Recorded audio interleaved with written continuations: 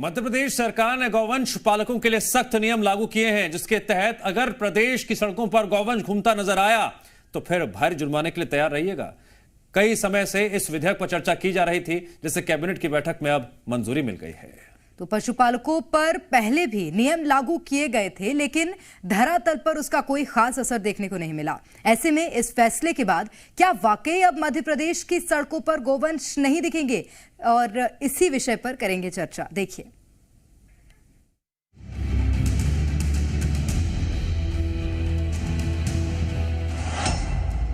गौवंश छोड़ने वालों की अब खैर नहीं।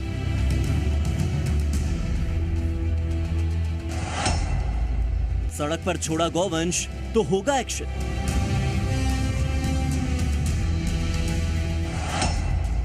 गौपालकों ने की मनमानी तो लगेगा जुर्माना। फैसले के बाद बदलेगी मध्य प्रदेश की सूरत। हमारे देश भारत में गाय का विशेष महत्व है, क्योंकि भारत वो देश है जहां गाय को मां का दर्जा दिया जाता है, भगवान का दर्जा दिया जाता है, और इसके दूध में वो शक्ति है जो बड़ी से बड़ी बीमारी को ठीक करने में सक्षम है। लेकिन आज हालात ये है कि हम अपने व्यवसाय में इस कदर मशगूल हैं कि हम पशुधन का ही सम्मान नहीं कर पा रहे। गौवंश को काम के लिए पहले घर में रखा जाता था और फिर उन्हें चरने या फिर उनकी उम्र होने के बाद उन्हें सड़कों पर छोड़ दिया जाता है। नतीजा, सड़कों पर या तो ये हादसे का शिकार हो जाते हैं या फिर इनके कारण दूसरे लोग हादसे की जद में आ जाते हैं। मध्य प्रदेश की सड़कों पर बढ़ते गौवंश को देखते हुए शिवराज सरकार ने बड़ा फैसला लिया है। कैबिनेट की बैठक में नगर पालिका के चौथे विधेयक में संशोधन किया गया है और अब सड़क पर आवारा पशु छोड़ने वालों के खिलाफ सख्त कार्रवाई की जाएगी। उनसे 1000 रुपए का जुर्माना वसूला जाएगा। इसमें यदि कोई जानबूझकर लापरवाही पूर्वक पशु को सार्वजनिक स्थान पर खुला छोड़ता है, इन सारी बातों को लेते हुए आज एक विधेयक को मंजूरी दी है, जिसमें जुर्माने की राशि 1000 रुपया की गई है। आवारा पशुओं के कारण लोगों को हर दिन दो चार होना पड़ता है, हादसे का शिकार आम लोग हो जाते हैं और सरकार के इस फैसले की लोग भी अब तारीफ कर रहे हैं। ये बिल्कुल नहीं होना चाहिए। सड़कों पर बैठते हैं, रात में भी घूमते हैं, दिन में भी। अभी ये रोड चल रहा है, यहाँ से गाड़ियां आ रही हैं, दोनों तरफों से एक्सीडेंट होने का खतरा बना है। ये तो किसी की पालतू है, किसानों की, तो उनको ये अपनी गाय बैल जो है बांध कर चलाना चाहिए या अपने साथ उनको रहना चाहिए। बिल्कुल 100% एक्सीडेंट की संभावनाएं रहती है इसमें, और रात को चलने में ज्यादा रहती है। रात को लाइटों में जब सामने से कोई गाड़ी आती है, कुछ नजर नहीं आता, तो गाड़ी का भी नुकसान होता है, जानवर भी मरता है। इससे पहले स्वच्छता सर्वेक्षण में नंबर 1 बनने के लिए ग्वालियर में भी कई कोशिशें की जा चुकी है, लेकिन हालात कुछ बदले नहीं। हालात जस के तस है। गौवंश को सड़क से हटाने के लिए अभियान भी चलाया गया और जुर्माना समेत कार्रवाई की भी बात कही गई, लेकिन गौपालकों पर इसका कोई असर देखने को नहीं मिला। ऐसे में देखना यही होगा कि सरकार की ओर से लिया गया यह निर्णय कितना कारगर होता है। ब्यूरो रिपोर्ट, जी मीडिया।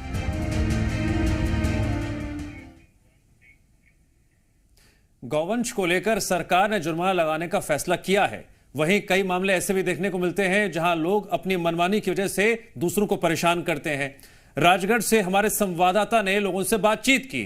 इस दौरान लोगों ने बताया उन्हें मोहल्ले में कुछ लोगों ने सरकारी पार्क में गौसेवा के नाम पर कब्जा जमा लिया, जिसमें सिर्फ दूध देने वाली गाय को बांध लिया जाता है और फिर छोड़ दिया जाता है। तो रहवासियों ने कई बार नगर पालिका को भी शिकायत की, लेकिन कोई भी कार्रवाई नहीं की गई। हैरानी की बात यह है कि नगर पालिका कार्यालय के नजदीक पशुओं का जमावड़ा लगा रहता है, बावजूद इसके इस ओर किसी का कोई ध्यान नहीं है। यह राजगढ़ का उद्भव नगर है, यहाँ पर आपको सड़कों पर गोवंश ही गोवंश नजर आएंगे। चारों तरफ किसी भी मोहल्ले में जाएंगे, वहां पर गायें आपको जो है गोवंश नजर आएंगे। रहवासी कितने परेशान हैं, उनसे भी बात करना चाहेंगे। देख रहे हैं आपकी कॉलोनी में जो है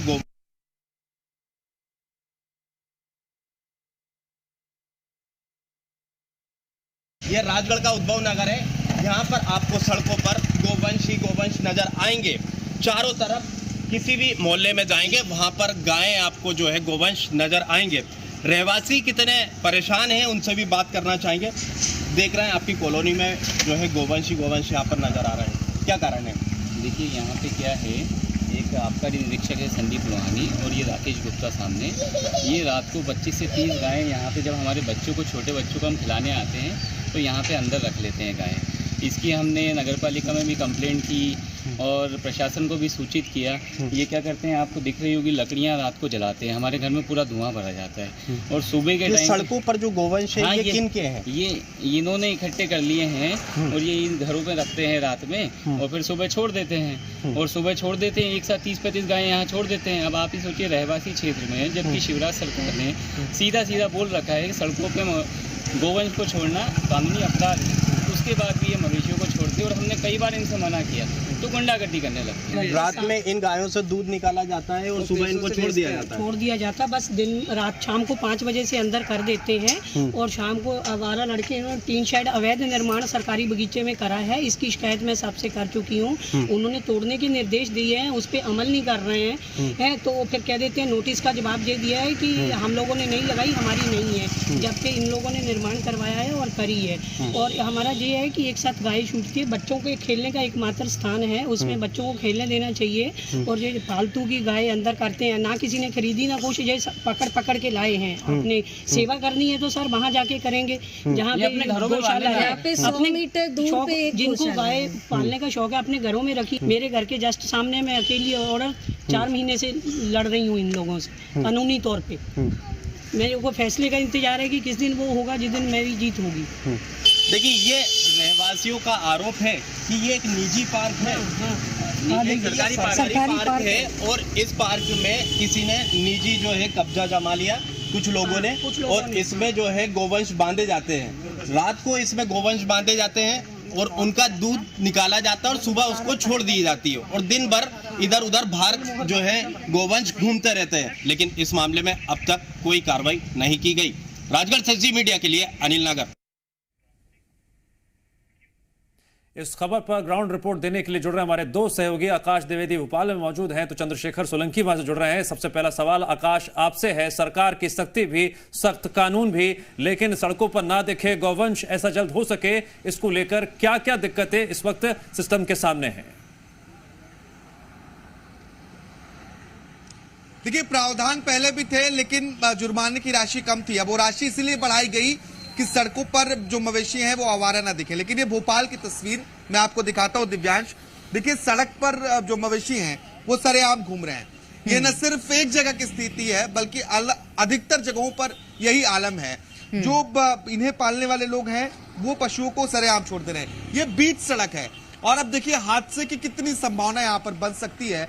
न सिर्फ लोगों को नुकसान पहुंच सकता है बल्कि इस पशु को भी, इस मवेशी को भी नुकसान पहुंच सकता है, क्योंकि लगातार गाड़ियां दोनों तरफ से आ जा रही हैं। 1000 रुपए जो पशुपालक है उन पर जुर्माने का प्रावधान किया गया है। नगर निगम का दावा है कि लगातार टीमें निगरानी कर रही हैं लेकिन वो टीमें कहीं दिखाई नहीं देती हैं। साथ ही दावा ये भी है कि जो आवारा पशु हैं उन्हें वो जो काजी हाउस है वहां रखते हैं। लेकिन ये देखिए, आवारा पशु इसी तरीके से, ये अभी एक है, इसके पहले 2-3 थे और ये एक जगह के नहीं, तमाम जगहों के यही हालात हैं। आम लोगों को इनसे परेशान होना ही पड़ता है क्योंकि अब जो गाड़ियां लगातार निकलती हैं उससे हादसा होने का खतरा लगातार बना रहता है और कई बार अलग अलग जगहों से। सबसे बड़ी बात आकाश ये है कि जुर्माने की राशि कम हो या ज्यादा, बड़ा सवाल तो ये है कि वो राशि वसूली गई थी या आगे वसूली जाएगी, ये अभी निश्चित रूप से ये देखना जरूरी है। चंद्रशेखर लगातार रतलाम से हमारे साथ बने हुए हैं। चंद्रशेखर, आवारा पशु अगर सड़क पर बैठे होते हैं या विचरण करते हैं, वो जाहिर सी बात है कि जो वाहन चालक है उसके लिए भी हानिकारक है और उन पशुओं के लिए तो है ही। ऐसे में क्या कार्रवाई अब आगे देखने को मिल सकती है?